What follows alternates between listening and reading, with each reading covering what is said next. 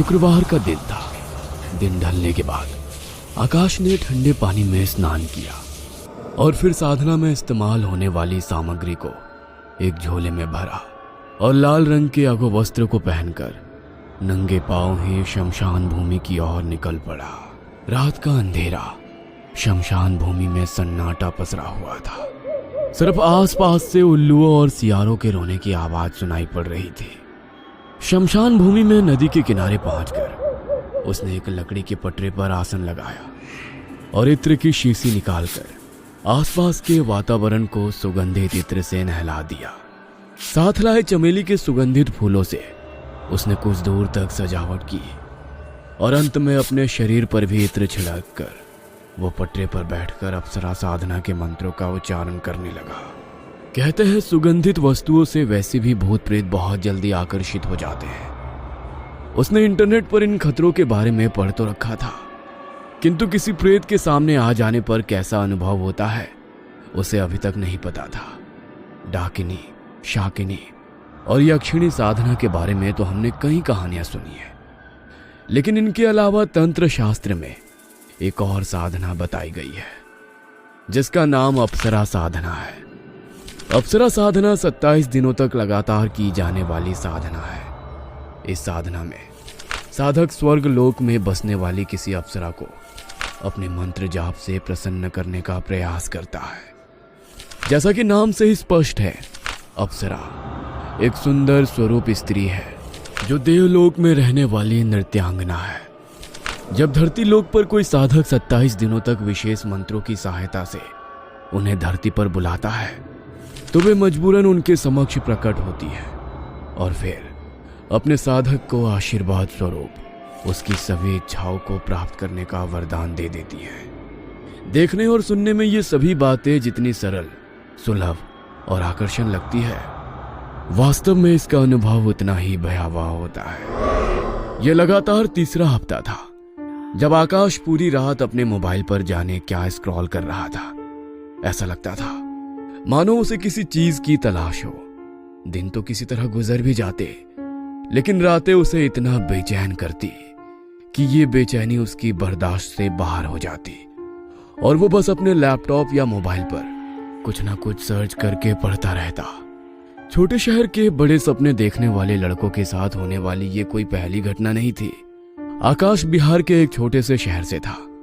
अपने गांव में उसने ना ज्यादा चमक दमक देखी थी, ना ही बड़े शहरों जैसा खुलापन। जब नौकरी के सिलसिले में मुंबई आया तो वहां की चमक से उसकी आंखें चौंधियाने लगी। तेज गति से भागते शहर में तितलियों से खूबसूरत और आकर्षक लड़कियां जिन्हें देखकर उसके दिल में हलचल सी मच जाती। मुंबई आए कुछ ही महीने बीते थे कि एक रोज आकाश की मुलाकात मोना से हुई। मोना मुंबई की आजाद ख्यालों की लड़की थी। मॉडर्न ड्रेसेस पहनकर उसका बेफिक्र से आकाश से मिलना, हेलो कहते ही गले लग जाना, देर शाम तक साथ में समय बिताना, आकाश को ये सब बेहद सुहाना लग रहा था। मोना साथ होती तो उसे ऐसा लगता सारी दुनिया के रंग उसकी मुट्ठी में सिमट गए हो जैसे। मोना से मिलकर वो घर लौटता तो उससे मिलने की खुशी और अलग होने की बेचैनी उसके चेहरे पर छाई रहती। दिन यूं ही बीत रहे थे। आकाश एक मेहनती लड़का था। धीरे धीरे उसने काम अच्छे से सीख लिया था। ऑफिस में अब उसके पांव जमने लगे थे। गुजरते दिनों के साथ आकाश का मोना के लिए प्यार पागलपन की हद तक पहुंचने लगा था। सोते जागते उसे बस मोना ही नजर आती, लेकिन वो भूल गया था तितलियां जितनी आकर्षक होती है उतनी ही क्षणिक भी। उन्हें मुट्ठी में कैद कर लेना संभव ही नहीं। आकाश की ओवर पॉजिटिव बिहेवियर से मोना को घुटन होने लगी थी। इसलिए 1 साल के रिश्ते के बाद अचानक मोना ने आकाश से वो कहा जिसे वो कभी स्वीकार ही नहीं कर सका। Akash, I think it's not working, let's move on. Mona जा चुकी थी, लेकिन आकाश के कानों में ये शब्द हथौड़े की तरह प्रहार कर रहे थे। वो मोना के बिना जी नहीं पा रहा था।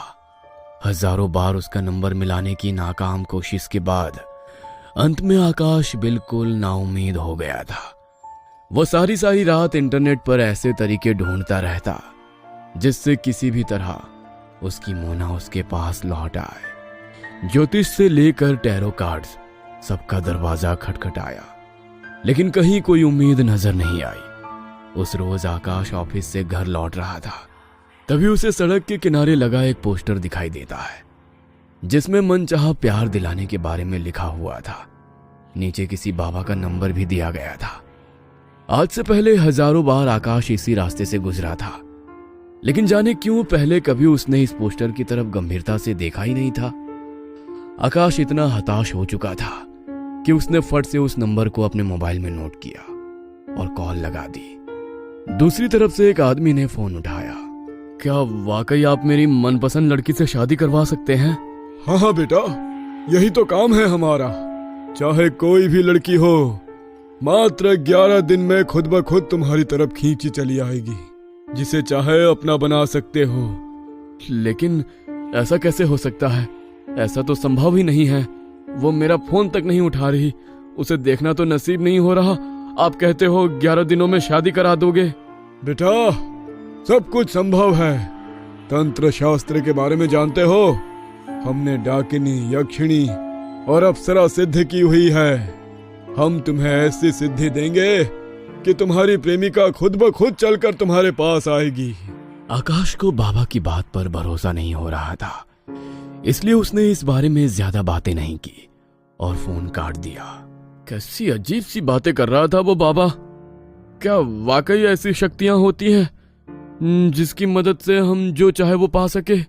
डाकिनी, यक्षिणी, आखिर कौन होती हैं ये सब? आकाश के मन में उत्सुकता पैदा हो चुकी थी। अपनी उत्सुकता को शांत करने के लिए आकाश डाकिनी और अप्सरा साधना के बारे में गूगल पर सर्च करने लगता है। एक के बाद एक पेज उसके सामने खुलते चले जाते हैं। अगर वाकई अप्सरा साधना जैसी कोई साधना होती है जिसकी मदद से हम सब कुछ पा सकते हैं, तो इससे अच्छी बात कोई हो ही नहीं सकती। बाबा ने साधना के लिए मुझसे 20,000 रुपए मांगे थे। किसी बाबा की क्या जरूरत है? इतनी इन्फॉर्मेशन है गूगल पर। मैं खुद ही अप्सरा को साधने के लिए उसकी सिद्धि करूंगा। आकाश नहीं जानता था वो किस रास्ते पर जाने की कोशिश कर रहा है। ना तो उसके पास कोई गुरु था, ना कोई पुख्ता जानकारी। हफ्तों तक इंटरनेट खंगालने के बाद उसने अब साधना करने का मन बना लिया था। इस समय मोना को पा लेने का जुनून उसके सर पर पागलपन की हद तक सवार हो चुका था। वह कुछ भी करके बस मोना को अपनी जिंदगी में वापस लाना चाहता था। शुक्रवार को दिन ढलने के बाद उसने स्नान किया और फिर साधना में इस्तेमाल होने वाली सामग्री को एक झोले में भरा और नंगे पांव ही शमशान भूमि की ओर निकल पड़ा। लाल रंग के अधोवस्त्र को पहनकर उसने एक लकड़ी के पटरे पर आसन लगाया और फिर बैठकर अप्सरा साधना के मंत्रों का उच्चारण करने लगा। तकरीबन 2 घंटे तक वह एकाग्र होकर मंत्र जाप करता रहा। इसी बीच कई बार उसका मन भटका। कभी उसे अपने आसपास किसी के होने का एहसास होता, तो कभी किसी के रोने चिल्लाने की आवाज सुनाई देती। डर से उसकी घिग्गी बंधी हुई थी, लेकिन फिर भी बिना रुके वो लगातार मंत्र पढ़ रहा था। जैसे जैसे साधना के दिन आगे बढ़ रहे थे, मंत्र जाप के समय उसके मन में बार बार मोना का ख्याल आ रहा था। उसे बार बार मोना के साथ बिताए गए लम्हे याद आते। आकाश रोजाना नियम से अपनी मंत्र साधना कर रहा था, लेकिन अपने आसपास उसे ऐसा कुछ भी महसूस नहीं हो रहा था जिससे कि पता लगे कि उसकी साधना का लाभ मिल भी रहा है या नहीं। धीरे धीरे समय बीतता जा रहा था और इसी तरह तकरीबन 10 दिन का समय और बीत जाता है। रात के तकरीबन 11 बजे होंगे। आकाश शमशान में मंत्रों की साधना में लीन था। एकाएक उसे एहसास हुआ उसके आसपास की महक बहुत तेज हो गई है। यह गंध इतनी तेज हो गई थी कि अब उस गंध में सांस लेना भी दुभर हो रहा था। देखते ही देखते चारों ओर ठंड बढ़ने लगी। वातावरण में अब इतनी ठंडक थी कि आकाश का शरीर नीला पड़ने लगा था। कुछ ही देर में किसी स्त्री का भयानक अट्टहास उसके चारों ओर गूंजने लगा। आकाश इस समय जो कुछ भी महसूस कर रहा था वो उसकी कल्पना से परे था। उसने तो एक अप्सरा को पाने के लिए साधना की थी, किंतु इस समय उसे जो हंसी सुनाई दे रही थी वो इतनी भयानक थी कि किसी के भी रोंगटे खड़े करने के लिए पर्याप्त थी। वहां का वातावरण इतना भयावह हो गया था कि अब वहां एक पल भी ठहरना आकाश के लिए मुश्किल हो रहा था। अचानक ही आकाश को अपनी कमर पर किसी का स्पर्श महसूस होता है और ऐसी आवाज सुनाई देने लगती है जैसे कोई स्त्री कोई भारी भरकम पायल पहनकर यहां से वहां दौड़ रही हो। लगता है मेरी साधना पूरी हो गई। जरूर ये पायल की आवाज और मेरे शरीर पर स्पर्श अप्सरा का ही है। यही समय है, मुझे आंखें खोलकर उसके दर्शन करने चाहिए। ऐसा सोचकर आकाश मंत्रों को बीच में ही छोड़कर अपनी आंखें खोल देता है और जैसे ही गर्दन घुमाकर देखता है उसे अपने सामने एक 8 फुट की भयानक चेहरे वाली स्त्री दिखाई पड़ती है, जिसे देखकर उसकी चीख निकल जाती है। आकाश के पूरे बदन से कपकपी छूट रही थी। एक 22 साल का नौजवान जिसने अभी अभी खुली आंखों से किसी मायावी शक्ति को देखा हो, उसकी मानसिक स्थिति का आप अंदाजा भी नहीं लगा सकते हैं। इस पल वो मानो अपने होश में ही नहीं था। उसके पैर मानो जम गए थे। अपनी जगह से हिल पाने का सहारा भी नहीं था उसके अंदर। तभी वहां का वातावरण एक बार फिर बदलता है। वो तेज सुगंध वहां से गायब हो जाती है। एक पल पहले तक दिखाई दे रही वो मायावी स्त्री भी आंखों से ओझल हो चुकी थी। शमशान भूमि में अब चारों तरफ धुआं ही धुआं नजर आ रहा था। इतना सब देखने के बाद अब आकाश के अंदर उस जगह एक पल भी रुकने की शक्ति नहीं बची थी। सामग्री को उसी अवस्था में छोड़कर वो दौड़कर अपने घर की ओर जाने लगता है और घर पहुंचकर अपना दरवाजा अंदर से बंद कर लेता है। उसका दिल अभी भी जोरों से धड़क रहा था। आकाश बहुत बुरी तरह डर गया था, लेकिन फिर भी कुछ देर बाद जब वो सामान्य हुआ तो उसने तय किया कि वो अपनी बची हुई साधना को अपने घर में रहकर ही पूरा करेगा। अगले दिन रात के 9 बजे एक बार फिर से वो साधना करने के लिए बैठ जाता है। अभी कुछ देर बीती होगी कि उसे अपना दरवाजा जोर जोर से पीटने की आवाज सुनाई देती है। कुछ देर तक आकाश उस आवाज को नजरअंदाज करने की कोशिश करता है, लेकिन दरवाजा पीटने की आवाज लगातार बढ़ती ही जा रही थी। तभी उसका मोबाइल बजता है। इस बार वो मोबाइल की आवाज को इग्नोर नहीं कर पाता और एक नजर मोबाइल की स्क्रीन की ओर देखता है। स्क्रीन पर मोना का नाम दिखाई दे रहा था। आकाश को अपनी आंखों पर यकीन नहीं हो रहा था। जिस लड़की को उसने पिछले 2 महीने में ना जाने कितने हजार बार फोन मिलाया था, इतनी रात गए अचानक उसका नंबर मोबाइल की स्क्रीन पर देखकर वो खुद पर काबू नहीं रख पाता और लपक कर फोन उठा लेता है। आकाश, तुम घर पर नहीं हो क्या? कब से तुम्हारे घर का दरवाजा पीट रही हूँ, लेकिन तुम दरवाजा ही नहीं खोल रहे हो। मोना की बात सुनकर आकाश अपने आसन से उठ जाता है और जाकर दरवाजा खोल देता है। दरवाजा खोलते ही सामने मोना को खड़ा देख आकाश के आश्चर्य का कोई ठिकाना ही नहीं था। उसे अभी भी अपनी आंखों पर यकीन नहीं हो रहा था। घर के अंदर नहीं बुलाओगे क्या? यहीं से वापस भेजना चाहते हो? प्लीज आओ ना। तुम कहाँ चली गई थी मोना? मैंने तुम्हें बहुत मिस किया। तुम सोच भी नहीं सकती इतने दिनों में मुझ पर क्या क्या बीती है। फिर से तुम नहीं जाओगी ना मुझे छोड़कर? अब आ गई हो ना, अब कहीं नहीं जाऊंगी। जहाँ जाएंगे हम साथ में जाएंगे, ठीक है ना? साथ में? अरे छोड़ो ना ये सब। मुझे भी समझ आ गया है कि तुमसे ज्यादा प्यार मुझे और कोई नहीं कर सकता। माफ कर दो ना मुझे, प्लीज। मानो एक सपना सच हो गया था आकाश का। इस पल की खुशी में वो भूल ही गया था कि कुछ देर पहले वो अप्सरा साधना कर रहा था और उसे अधूरा छोड़ आया है। मोना के लौट आने के बाद अब आकाश के मन में आगे की साधना करने की कोई इच्छा नहीं बची थी। अपनी साधना को छोड़ अब वो दिन रात मोना के साथ बातें करने में बिताने लगा। मोना को लौट कर आए 3 दिन बीत गए थे। अब मोना आकाश से मिलने तो नहीं आती थी, लेकिन फोन पर लगातार उसकी मोना से बातें हो रही थी। इधर जाने क्यों हर गुजरते दिन के साथ आकाश की सेहत गिरती ही जा रही थी। 1 सप्ताह बीता तो मानो उसके अंदर बिस्तर से उठने की जितनी भी ताकत नहीं बची। बेटे की बिगड़ती हालत को देखकर गांव से उसके माँ बाबूजी मुंबई आते हैं और उसे अच्छे से अच्छे डॉक्टर को दिखाते हैं। तमाम जांच करने के बाद भी मानो उसकी बीमारी किसी भी डॉक्टर की पकड़ में आ ही नहीं रही थी। सुनिए जी, शहर के बड़े से बड़े डॉक्टर भी इसकी बीमारी को पकड़ नहीं पा रहे हैं। कहीं ऐसा तो नहीं ये कोई और ही चक्कर है, तभी डॉक्टरों की दवा काम नहीं कर रही है। तुम फिक्र मत करो भाग्यवान, हमारे गांव का बिरजू यहीं मुंबई में रहता है, मैं उससे पता करता हूँ, अगर वो हमारी कुछ मदद कर सके तो। आकाश के माँ बाबूजी अपनी तरफ से पूरी कोशिश करते हैं और जल्दी ही उन्हें एक सिद्ध तांत्रिक का पता मिल जाता है, जहां वे अपने बेटे को लेकर पहुंच जाते हैं। इधर आकाश की हालत बिगड़ती जा रही थी, लेकिन ऐसी हालत में भी वो अपनी फिक्र छोड़कर बस हर समय मोबाइल की ओर देखकर मोना के फोन का इंतजार कर रहा था। बाबा, बिल्कुल बावला हो गया है ये लड़का उस मोना के चक्कर में। मुझे तो कभी कभी लगता है कि उस करमजली ने ही कोई जादू टोना करवाया है इसके ऊपर। अरे माँ, तुम भी जाने कैसी बातें करती हो। मोना क्यों जादू करेगी मुझ पर? वो तो महीने पहले ही मुझे छोड़कर चली गई थी, लेकिन मैं नहीं जी सकता था उसके बगैर, इसीलिए मैंने उसे पाने के लिए अप्सरा साधना की। मेरी साधना का फल मुझे मिला और मोना लौटकर मेरे पास आ गई, लेकिन पता नहीं क्यों ना तो अब वो मुझे फोन कर रही है, ना ही मेरा फोन उठाती है। अरे बाबा, ये लड़का पूरी तरह से पागल हो गया है उस लड़की के चक्कर में।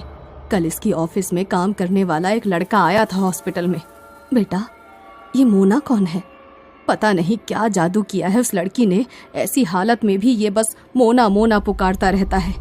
कहता है अभी सप्ताह भर पहले लौटकर इसके पास आ गई थी, शादी का वादा किया, कहती थी उम्र भर साथ निभाएगी, लेकिन अब 3 दिन से उसका कोई पता नहीं मिल रहा है, न फोन उठाती है न मिलने आती है। आंटी, ये कैसे पॉसिबल है? मोना तो इंडिया में है ही नहीं, यूएस गई हुई है पिछले 1 महीने से। मेरी कल ही बात हुई थी उससे, उसे भी आकाश की ऐसी हालत पर दुख है, लेकिन जो कुछ भी आकाश कह रहा है वो झूठ है। ना तो मोना इससे मिलने आई, ना उससे कोई बात की। झूठ बोल रहे हैं सब के सब।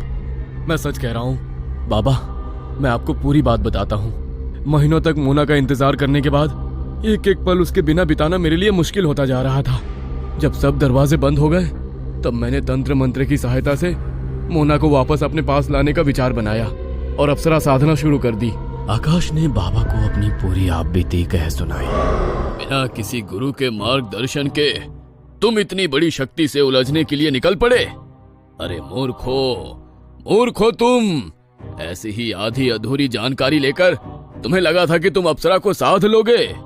तुम जानते भी हो कितनी बड़ी शक्ति के साथ टकराने की हिम्मत की है तुमने। आपके बेटे की मृत्यु निश्चित है। अब तो सिर्फ ईश्वर ही आपके बेटे की रक्षा कर सकता है। आप जानते हैं क्या किया है आपके बेटे ने? इसने 27 दिन की साधना का संकल्प लिया और उसके बाद अपनी साधना शुरू की। जिसका अपने मन पर नियंत्रण नहीं है वो मनुष्य कभी भी कोई सिद्धि प्राप्त नहीं कर सकता। जब अपने मंत्रों की शक्ति से हमें किसी बहुत बड़ी मायावी ताकत को बुलाते हैं तो उस शक्ति से पहले मंत्रों की ऊर्जा से आकर्षित होकर भांति भांति के भूत प्रेत पिशाच और छलावे आकर हमारे धैर्य की परीक्षा लेते हैं। अप्सरा किसी के भी सामने ऐसे ही प्रकट नहीं हो जाती है। बिना सही मार्गदर्शन के इस तरह की शक्तियों को आमंत्रित करना अपने विनाश को आमंत्रित करने के समान होता है। बहुत बड़ी भूल की है तुमने। तुम्हें क्या लगता है यह अप्सरा डाकिनी या किसी की गुलाम बनकर रहना चाहती है? किसी भी साधक को सिद्धि प्राप्त हो उससे पहले ये तरह तरह से साधक के धैर्य और एकाग्रता की परीक्षा लेती है। जिसे तुम मोना समझ रहे हो वो मोना नहीं, बल्कि तुम्हारे मंत्रों से आकर्षित होकर आने वाला कोई पिशाच था। उस लड़की के मोह में तुमने अपनी साधना अधूरी छोड़ दी और साधना छोड़ते ही वो पिशाच तुम्हारे ऊपर हावी हो गया। अब वो पिशाच आने वाले 3 दिनों के अंदर इसे अपना शिकार बनाएगा और अपने साथ ले जाएगा। इसीलिए उसने कहा था कि तुझे छोड़कर कहीं नहीं जाएगा, बल्कि तुझे भी अपने साथ ही लेकर जाएगा। बाबा की बात सुनकर आकाश की आंखों में आंसू बहने लगते हैं। बाबा, बहुत बड़ी भूल हो गई बाबा, आप ठीक कहते हैं। न जाने क्या हो गया था मुझे।